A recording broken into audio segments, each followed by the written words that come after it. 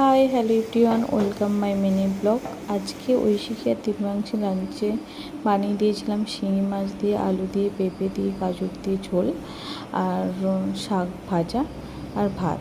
এই প্রথমবার তোমাদের সাথে সবাইয়ের সাথে ওদের লাঞ্চটা শেয়ার করলাম। ছোট থেকেই আমি চেষ্টা করি ওদের দিকে ফোন ছাড়া খাওয়াতে।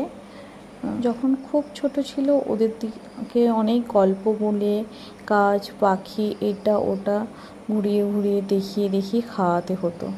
এখন চেষ্টা করি ওদের দিকে বসিয়ে গল্প শুনে শুনে খাওয়ানো। ওরা কিন্তু আমাকে একদমই সাথ দেয় না এই স্থিরভাবে খাওয়ার, কিন্তু আমি চেষ্টা করি।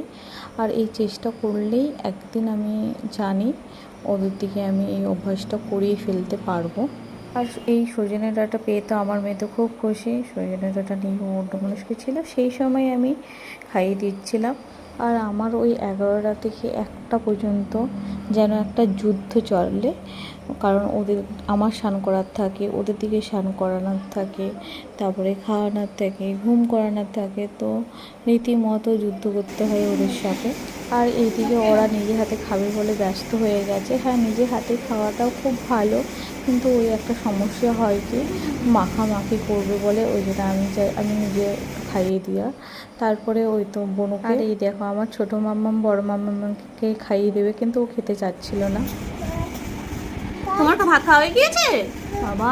আমার মাম্মাম খেয়েছে দেখো। হ্যাঁ, দিদিয়াকে তো দিদিয়ার হাত ধুয়ে দিয়েছি, চল তোমার হাত ধুয়ে দেবো। আমার সোনাই কিরকম খেয়েছে দেখো, সজনে ডাঁটাগুলো কিরকম খেয়েছে।